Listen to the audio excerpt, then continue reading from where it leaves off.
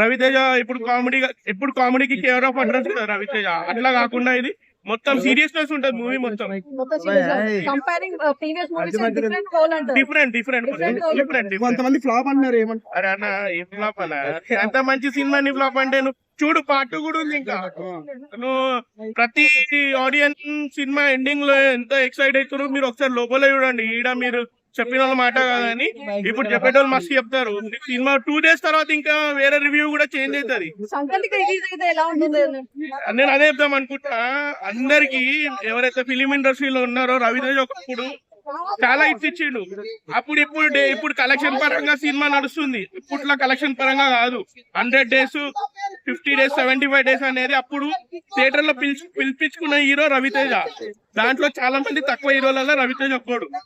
ఇప్పుడు ఏంది 2 weeks కి 1 week కి కలెక్షన్ వస్తుందని చెప్పి వస్తున్నారు సినిమాలకి. అది వేరు.